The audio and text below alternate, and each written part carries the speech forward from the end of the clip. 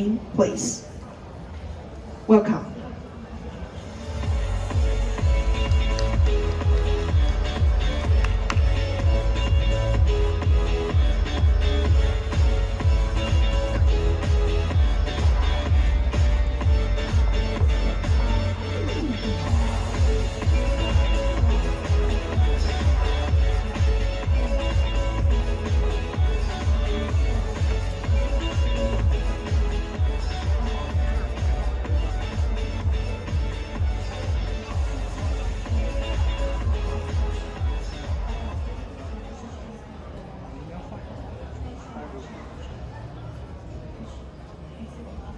Hi, a very good afternoon.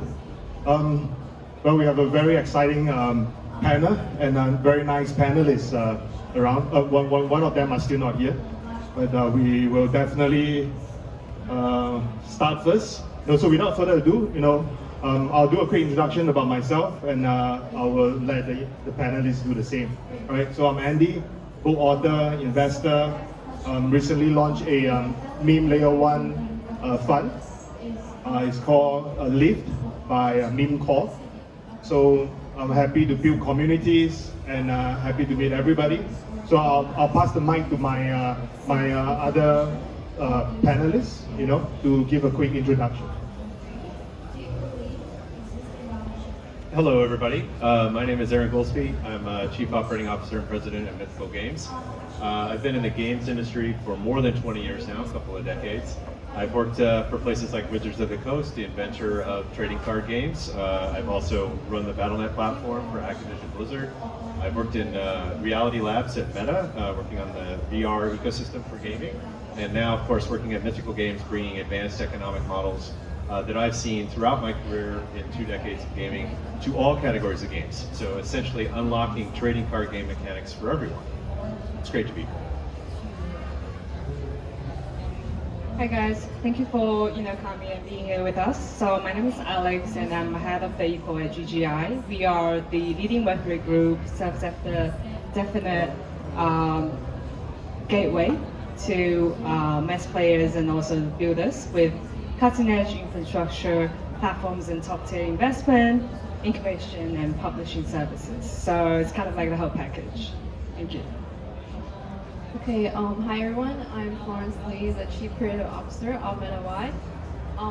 Right now we're mainly focused on a deepen decentralized infrastructure, and right now we're creating this eGPU kit where you can connect either your Steam Deck or laptop and play 3A high quality games anywhere and every time. And right now we recently just launched our Web3 game Mars Miners on Ton, so we can totally talk about that, and thank you.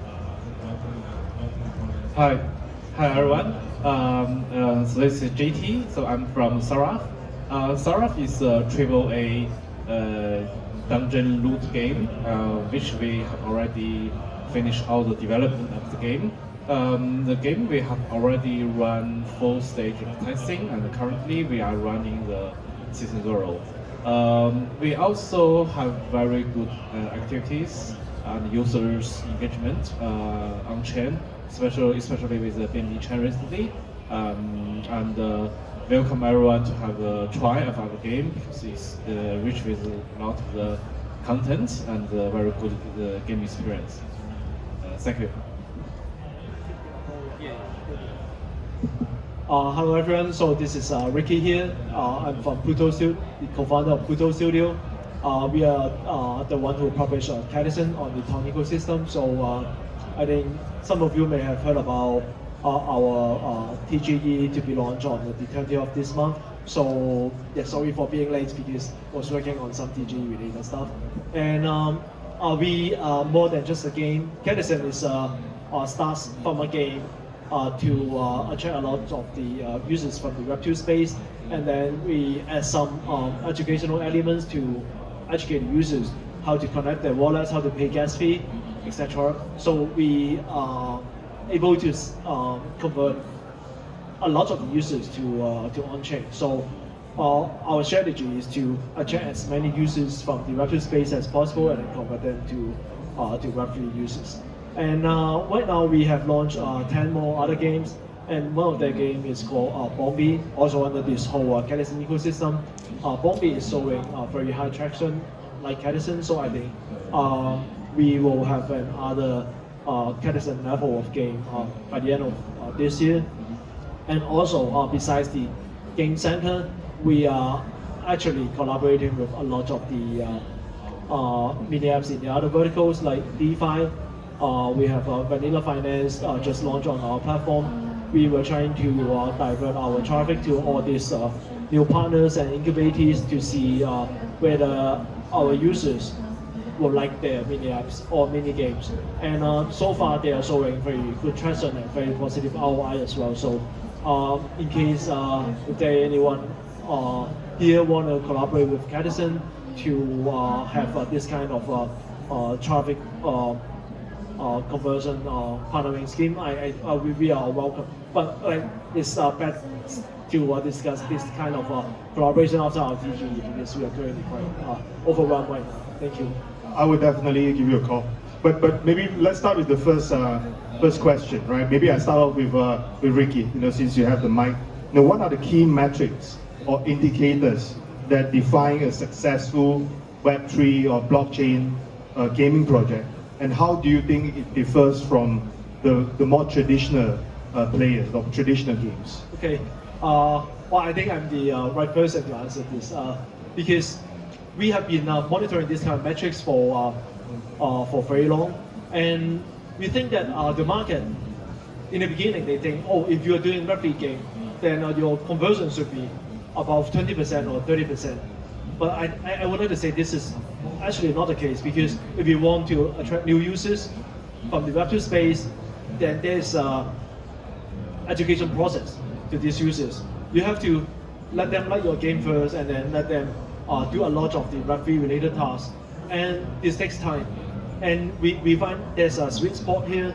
If we are deploying enough and if we have good content, I think these figures should exceed 5%, and 10% will be very ideal for all the game projects here.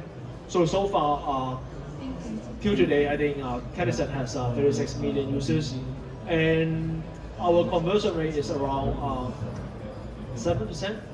So I think we are doing okay with that. But if we are going to launch more games and have more incentive scheme here, I think we can push this number even higher. So I think for all the game projects or even media projects, I think these figures would be a good reference. And the other thing is, so unlike the other tap to earn project, so people basically pay nothing but pay their time to earn the airdrops. But Catizen is more like it's more than a tap to earn. It's you can either pay in-app or in-game, and then or you spend your actual effort to complete all the tasks in the task platform. So I think the paying users or the actual users is also a very important figures here. I think when we get listed on all these exchanges, I think they all have the same question whether our users are real users or it's just from the studios who are using bots to farm the airdrop. I think our anti-cyber mechanism are trying to block a lot of the this kind of farmers. We are trying to reward the actual real users. So I think the real users percentage in this whole user base will also be very important. But I think for us, because we block a lot of these users already, I think these figures will be quite high for us. So it's not like easy reference, but I think as high as possible for your user percentage among your whole user base. Same question. Yeah, I think Ricky provided a very good points. I think the major ideas for us for Seraph are similar. So first thing, you need to acquire the real users. But these real users, no matter it's Web3 or Web2, are very important, but it must be real. So for us, Seraph, actually, we don't have any barriers for the Web2 gamers. They can direct download from our website, and then in future we will launch on the Steam. They can register their account with the email address and can easily to play until the level 60 that will take almost 30 hours in playing time. The content of the game is very rich. So during this time, the player can be get the everything of the game, how the character use, how the equipment work. But until the level 60, they will find if they have some NFT equipment, they will get more rewards. For example, if you're a Web2 player, you loot NFT equipment that can be sold around $500 on the marketplace. So the Web2 player, they need to connect their account with our wallet. Then they need to pay $60 for the activation for the marketplace. So that will transfer the Web2 player into Web3. So that's why we also can get around 3 million income, the real yield from our last testing season. And another very important issue is you need to identify why your asset need to be on-chain. I think this is very important. Yeah, because if most of the game projects in Web3, I think actually there will no difference between if you if you don't have your asset on-chain. So for us, we will try to make our NFT equipment play the very important role within the ecosystem. So that will give the most engagement for the player to have the reason to buy the on-chain asset.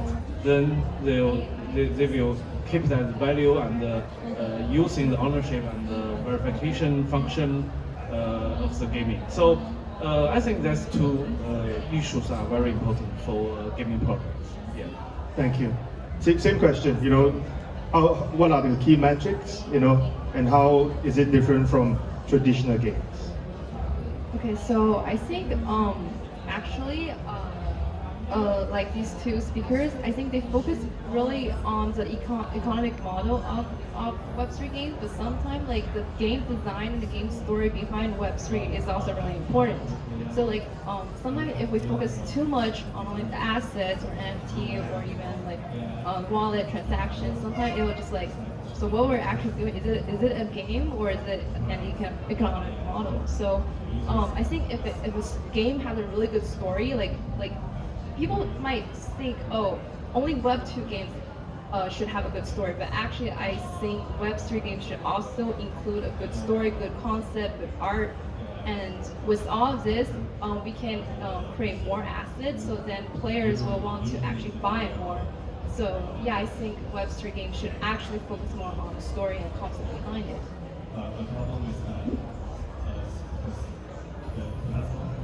I think definitely content and then real player engagement is two of the keys that we would love to address, but then we'll also love to address the differences between the Web 2 and Web 3 first to start with. So I guess when it comes to Web 2, it's more like a hardcore quantified stats that we look at, like the retention rate, ROIs, download numbers, etc. Then when it comes to Web 3 gaming, it's more like a stance or a standard of whether the game has broken into the masses or not. So with that standard bear in mind, first definitely real player engagement. Second would be the boost behind it, which is the sustainable game economy. So like how do we really expand the project's lifespan within, how do we utilize the formal users token exploitation to further leverage the game content on a higher level production. So lastly would definitely be the infra excellence. So that's, I think we kind of summarized it into like 3 S. Would be kind of speed, security, and also stability. And that's something that GGI, with us, we have been supporting projects in both like the tool side and also on the content side as well. We'd love to kind of mention it a bit more later. I think the KPIs, discussed here by my fellow speakers are very, very good. But I would like to challenge the question for a second. I think the question of what are the KPIs that are good for Web3 gaming should actually be, what are the KPIs for interactive entertainment? And how can Web3 unlock those KPIs and achieve a goal? And so the way that Mythical Games is approaching this is a little bit contrarian. I think the KPIs for Web3 gaming are the same KPIs for Web2 gaming. Much like Florence was talking about in terms of the game experiences that leverage Web3 technology should actually be high quality entertainment experiences, just like Web2 games. And that Web3, bringing a Web3 technology into that ecosystem should add to those KPIs. What it should do is it should increase the acquisition rates. It should increase player engagement. It should increase monetization. It should provide brand new ways for monetization to exist. But it should also ultimately provide more value to the players and to the users that are in that ecosystem experience. And so things like engagement, like we released NFL Rivals as one of the very first games in Apple and Google ecosystem on mobile that allows in-game marketplaces based on blockchain technology. But we don't tell any players that it's Web3. We just show them what Web3 can provide as a value. And we've seen that more than 6 million players have played our game. We're in our second season. We've seen a 52% increase in the amount of engagement from players because there's a secondary market. Not because it's Web3, but because we've unlocked an ability for them to participate with these assets, and these assets gain more value by the technology that we bring to the table. So I think we need to make sure that we don't put the cart before the horse when we ask ourselves these types of questions, and instead very much focus on how can Web3 technology unlock for the mainstream game audience? Very good reply, Aaron. But maybe I'm not going according to some of the questions, but my first thought is, we have panelists talking about tokenomics, how you gamify. You love the games to be well done, but have you looked at the market right now? To be very honest, Web3 games, most of them are not profitable. They're not making money, Maybe some of them, they make some money from token, example, right? Maybe some made some money from the in-game asset. You have 6 million users, for example. Can I just ask, are the projects that you have making good money, sustainable money, and how is this really different from the Web2 gaming? Because Web2, they're a publisher, they have like esports team and so forth and so on. What is your roadmap? Maybe Aaron first. Sure. I mean, I think again, I sort of ask the industry to stop making the differentiation between Web2 and Web3 gaming, and instead let's talk about how we can make games better, and we can add Web3 technology to do that. And so the way I would answer that question is, with NFL Rivals, for example, we've seen 6 million players create accounts. We've seen 72% of our players want advanced marketplace capabilities, not because it's Web3, but because it drives the value of the assets that they've earned in the game, that they've purchased themselves, that they've won in tournaments. That's the notion of how we're going to grow this, because the reality is, between Web2 games and Web3 games, the hit rate is 1 in 10, maybe 1 out of every 10 games in any ecosystem, in any environment, in the history of gaming on digital, are actually a success. And the ones that are a success are a bit of like a combination of lightning in a bottle and very good business practices on how to develop and operate a game. That is true for what we would consider to have Web3 games as well. And we need to focus on making sure that the technology that we bring to these games is increasing the chances of this game being a hit for the players. But is it making money sustainable? I mean, maybe that could be an angle. Yes, absolutely, absolutely. Because the technology itself creates. I mean, if we were to just look at the slice of technology that you bring to a game, like there's graphics, there's story, there's game mechanics, there's balance, there's funnel management of acquisition, engagement, retention, churn, all those things. You have to do all those things correctly, and there's decades of experience and tools and capabilities. But when you add Web3 technology to it, what we see are increased value that technology provides, because people can take their assets from one ecosystem, find somebody who wants those assets to use in their game experience and trade it for something else in a different ecosystem without upsetting the balance of those two individual games. And I think that when you do that properly, if the games on both sides are good quality games, then yeah, they're going to make money. And in fact, gaming, we've seen, when done properly, makes more money than almost any other sector of entertainment. Ricky, I saw you want a mic. You want to speak first? Is it making money? Is your project making money? Yeah, I think after 6 months of launch, our in-game purchase is around $30 million US. So yeah, we're making a little bit of money here. I think to answer your question in a bigger picture, I would say if it can be successful for a game, if it can be successful in a Web2 space, then if we bring it to this Telegram and Tom platform, we can probably have even better figures, because for us, we are actually position ourselves as a publisher here. I think we select the games with a proven track record, or at least the designs or the stories or the mechanism, they have a proven track record. Then we transform it and connect it to this Telegram ecosystem. So I can share another metrics here. So if they are making, say, 100 million in the Web2 space, then we will be expecting at least it will make at least 30% of the revenue that they were making in the Web2 space, with the similar graphics, design, and story, something like that. So this is the other metrics that we are looking at, 30 to 70% based on the game nature. So our average ARPU is $37, $35 to $37. But in some regions like Japanese market, Korean market, and Amsterdam, the ARPU is actually $320. So this is, I think, we sometimes will be approached, or we will discuss our metrics with the traditional VC in traditional gaming, Web2 gaming. They want to see how our figures actually are when compared to the traditional games. And I think their opinion is they have never seen such figures in Web2 games before. So there are a couple figures. One is the E7 retention rate, because with the anticipation of the subsequent airdrop or subsequent utility, the retention rate we have after 6 months of launch is around 30%. I'm not sure whether audience here is familiar with the retention rate. I think this is one very important aspect for the Web2 games. And I think the Web3 concept adds a little bit of value to this day 7 retention rate.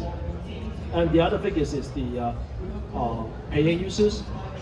I wouldn't say the Web3 users are richer than the Web2 users, but when they are paying, the ARPU can reach as high as $300 something, because they probably they probably make their money, their wealth from the crypto space, and when they believe in this story and the game, I think the foundation is, the basic element is, the game has to be fun. If it is just a tap to earn, you won't be spending like $300 or $3,000 there. So I have a agreement with Aaron and Florence here. I think if the game is fun to play and it will bring you revenue close to a Web2 market, but for some users they will pay even higher than the traditional Web2 users. I think this is the tech. And some figures like the D7 retention rate, the ARPU, and also the Web3 paying users, we can see that when there's a TGE story coming there, these figures will be improving by a lot. So I think the whole Web3 industry is still evolving, is still improving. So I think the in-game revenue will match the Web2 space very soon.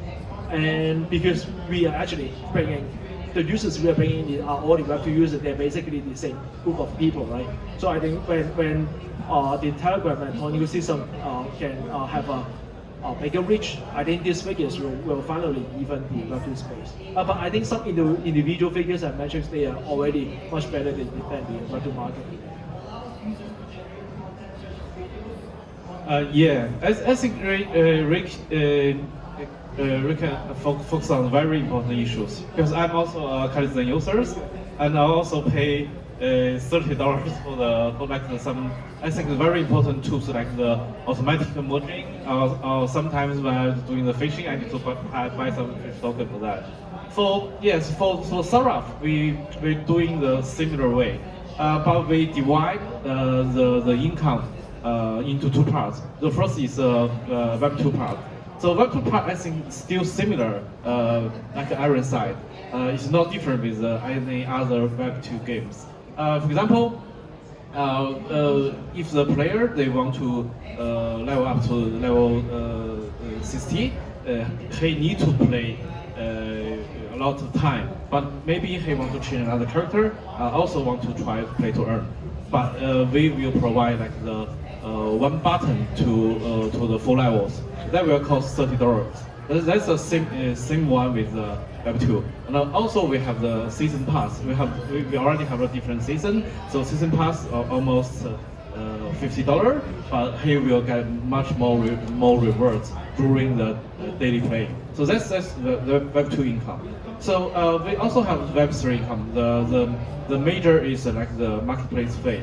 So for the last pre-season, we have almost 90 million trading volumes for the marketplace. So that generates 3 million the trading fee from the Web3 marketplace. And also another important issue is for the NFT. So for example, one user he get loot of the very good NFT, but he can re-roll the attributes to have the better numbers. But during this process, he need to pay for the materials. That will be upgrade the level of his NFT. So the NFT price for this season also increased very stably. So I think the game content and the reason for the players they want to pay because they think the game is fun and they think the game also can provide some like the rewards from the play to earn system, but we need to combine them. Yeah, so some people they are very happy to pay money to have the better experience in the game. For me, like the same in the Catizen, because I don't want to merge every cat during my finger, but I think the automatically pull is very important. I think that's a key issue. The logic is the same, but for the projects, they need to figure out that they cannot look at the TJE for the only income way. They need to find all the other way to find the income for the new system. Yeah. So I think of course Web3 game can earn money because recently we just launched our Web3 game on Ton, and our community has like 250,000 people, and then our active users are like 150,000. So I think, and they're still like increasing the active users. So I think definitely Web3 game will live and survive. But I think why Web3 games are so important is so important and just different from Web2 is not just because you can earn money, but it's you can own your own asset in the game. So I think Web2 games like Web2 games not just only can earn money and revenue, you can claim your own assets. I think that is the most important thing. So before when I play Web2 game, I spend a lot of time on it and money, but if this game just closed, then everything that I own is disappeared. I think that is why Web3 game is so like a revolutionary. It is a huge paradigm shift. So yeah. Great points, guys. Thank you. But then I guess for us, because we also have the role of a publishing sector as well, so more on a high level among the Mythical Games and also the hyper casual Telegram game, mini games that we launched, it kind of varies between those two genres. But then I guess the mutual key point would be what is exactly driving the purchasing behavior behind everything. So that kind of echoes back to the first question a little bit. So first, we definitely need the content, like what's within the lifespan that is such as game economic or like the traditional Web2 ways to drive the consumer behavior. And also another would be the assets, FT or NFTs exploitation. That is another key thing that drives behind it. So yeah, we recently launched a mini game on Telegram as well. I think within just 2 weeks, currently it's got 700K MAU within the last 2 weeks. So yeah, we're looking forward to that. Since everyone is building on Ton, so next question would be, how do you really perceive the current trend of these Ton mini apps in this Web3 gaming? Do you see the trend beneficial, or is it not beneficial, for the whole ecosystem? Aaron. Yeah, I think it's very exciting. I think that most of us that work in the game space think that the size of the pie for gaming can continue to grow, just like we saw with the introduction of mobile gaming a long time ago. It did not, the introduction of mobile gaming was simply additive, and now we have over 4 billion gamers on the planet. So I think things like games that are, inside of Telegram are absolutely amazing opportunities for additional acquisition. It also helps us overcome what I think is the biggest challenge of using Web3 technology in gaming, which is wallet creation. I think there's way too much churn that occurs when people are trying to create and manage what amounts to literally dozens of wallets. And what happens when I lose my password? I mean, gamers lose their password all the time.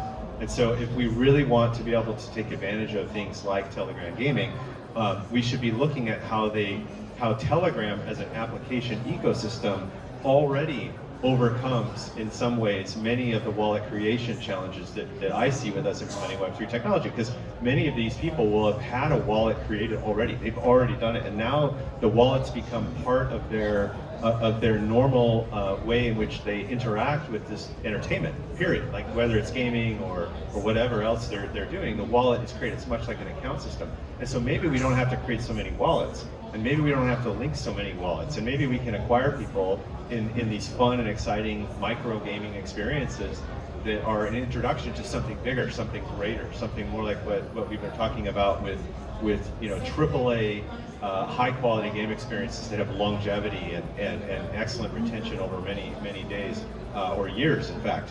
The thing that we've seen in trading card games and with NFL Rivals even, is that when you switch that paradigm from a consumption-based gaming into consumer durable-based gaming, things like Telegram games can simply feed that funnel so much better, and we'll see longevity of our players and much higher ARPDAUs and revenue over the course of a player's lifetime. Yeah, we definitely don't see any confliction between the Ton or Telegram variety and also long-term Web3 gaming ecosystem growth. I mean, simply as an outcome, we can definitely see it has drawn much more traditional game developers into the space. And also the hype that it created around Web3 gaming among the masses is a symbol here.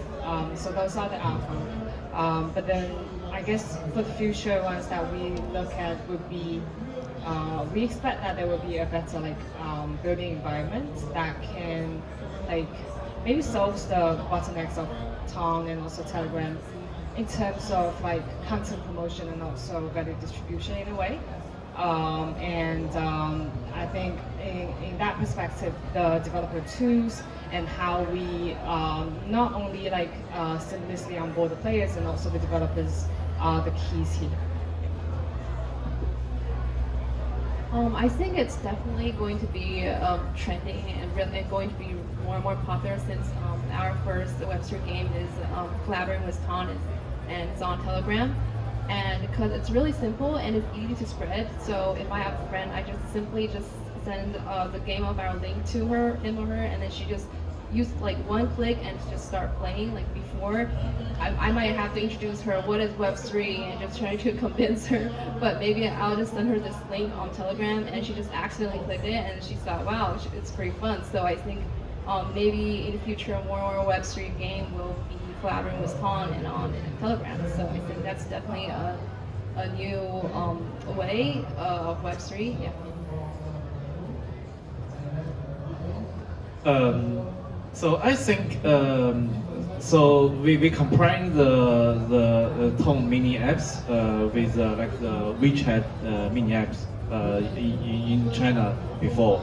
I think still a little bit different because like WeChat mini apps they are purely play for fun, I think. But definitely I think the Tong mini games allow them they still have some incentive for play to earn. But I think still this users number and the data they are still efficient. So I think what we have done on Tongs recently, especially like the Catizen, I think doing very well, and it will definitely bring new users into the Web3. And I think the next stage we are facing for the Tong ecosystem need to be improve the playability and the real pioneers. That should be have some more reward from the market about that. So one example for my friend he knows something about Bitcoin but not too much. He plays a lot of the mini games during his casual time, but he recently turned into the Tong mini game because he know maybe he can earn some money and the game playing experience are similar, so why not? So I think that's a very good important motivation for the users. Yeah, thank you. I think most of the speakers here covered my points already, but I think I have one thing to add. I think Tong is a relatively new ecosystem, and actually, because it is new, so the Tong Foundation is actually supporting a lot of the publisher and game studios to incentivize them to bring better product into this ecosystem. I think by having good products here, they will have more users to join Telegram and also the Tong ecosystem. So I think with the presence of Tong here, with the incentives here, more and more people will come here for better, for good product, not just games. Even for example, in India, in some regions they have to use Telegram in order to tap. In Russia, they have to use Telegram to order Nike or Adidas because they're somehow banned by the US government to purchase those products. I think Telegram is actually a marketplace for all these kind of services, but they have to just do it in a chat group. So I think if there are more developers are incentivized to come here, they can convert a lot more users on the Web2 space or even outside Telegram to become Web3 users. So I think this is a very good timing for all of us, for all the developers like us. Yeah, I think these are all very good spot-on points. In fact, I was in Cambodia. I realized that all the people are using Telegram to talk, buy, and everything. So I think it's very interesting to see that happening. We have about 7 more minutes. Maybe the last question is this. We talk about Web3 gaming, right? We talk about revenue. I want to talk about users. Ever since the Tong game came out, we are talking about hundreds of millions, hundreds of thousands of users and so forth. In your experience, what is the best way to get new users, and what are the best way to retain them? Share your experience. 6 minutes more. Aaron, please. Oh, absolutely. So I think we go back to the KPI conversation. I think making sure that you pay attention to the in-game economics of your game, like the traditional way of looking at the value of the assets moving around inside your game and your ecosystem, things like sources, and sinks, and flow. That's very, very important to continuously maintain, because as you produce more content and as you introduce that content to these new users, you want to make sure that you're adding value to those users, to those experiences, regardless of whether they cash them out or they're doing play to earn. they're just playing, and do they view that as something that's valuable? That's going to be a huge focus, for Mythical, of course, but I think, more broadly speaking, as we try to make Web3 technology unlock these new business opportunities for gaming and interactive entertainment, I think we should all be focused on making that much easier.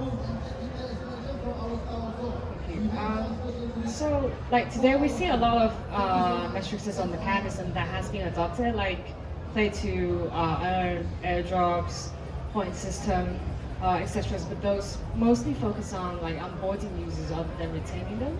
So as for us, I think we briefly categorize players into 3 levels, to be beginners, and then kind of the middle ones, and also the whales.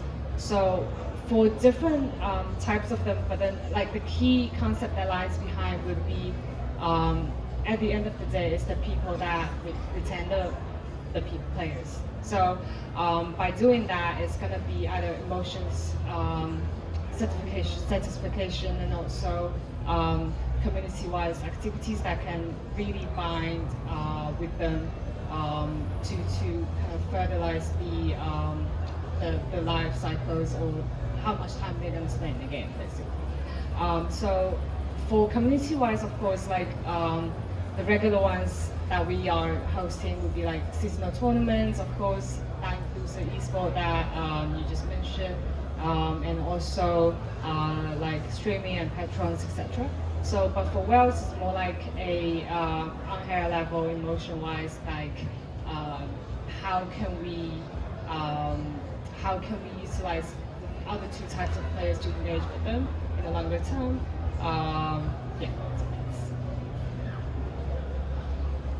I think trying to make the entry of Web3 game easier is one of the most important things. Like we just discussed how Ton created this platform where Web3 game just use Telegram to just one click button, and then you just start playing Web3 game is really important. I think maybe in the future we can make this access even more even easier, so that more users will come and actually try Web3 game out. And I think I also agree about the economy model is really important. Also, the community activities are also we also do a lot of airdrops. Maybe only chapter 3 airdrops already. And I think So I think I'm only mainly focused more on maybe just trying to make the entry of Web3 game easier, and then also definitely create better contents and better assets, and just to make this the users to really just be active and actually really love the game. I think that's a very good question. We are trying to solve this way to bridge the normal users into the Web3 users by making the game no barriers. So if you are just a playful fun gamer, it's okay. You can enjoy all the content. You can enjoy our 12 chapters story-like acts. That will be very good experience. But as long as you reach the 60 level, you will find a lot of new information and content related to the play to earn of the NFT assets. So our normal equipment is not all of them are so bound, but our NFT equipment is not so bound. It can be tradable for marketplace, and it will have some special values and attributes. So that will encourage people to explore more and to fun. They can actually earn money from the play. So that will turn them naturally from the Web2 players. So we will try using the Steam and all other Web2 publisher to get more players and transforming them into the Web3 players. I think I have tips to share here. It might not be applicable to all the game studios, but what we are doing is we separate our production team and our game team. So the only task for the game team is to perfect the in-game economics, which is totally dependent to the tokenomics. So they don't have to consider something that they are not fully understanding, because the traditional game developers, they may excel at game design, game development, but they may not understand the whole concept of the Web3 tokenomics or the implications. So after several rounds of adjustment, we decided it is actually the best for us to let the game team handle what they are best at, which is the game design, game development. So after the game is completed and wrapped up, and then we will design tokenomics on top of that. So actually when the users play the game, they will find the exactly the same gaming experience in the game. Instead of trying to understand, oh, what's the relation to the tokenomics. And this is also why we didn't really tell the users about our tokenomics, not until recently, because we want the users to enjoy the game experience as much as possible, and the tokenomics should be something that they should really concern about. As long as they are actually playing in the game, then they will be rewarded. So that's our promise to them, and then we deliver it. So I think it somehow set a good example also for ourselves that, oh, if it works out, then for the future when we publish or when we design other games, we can duplicate in the same way. Yeah. Thank you, Ricky. So I think we shared very valuable insights at this panel, and I'm very glad that every one of us are still building and try to do our best. So if you have anything else, I mean, there's good audiences here. Feel free to chat with any one of us. Thank you, panelists. Thank you, everybody. Thank you.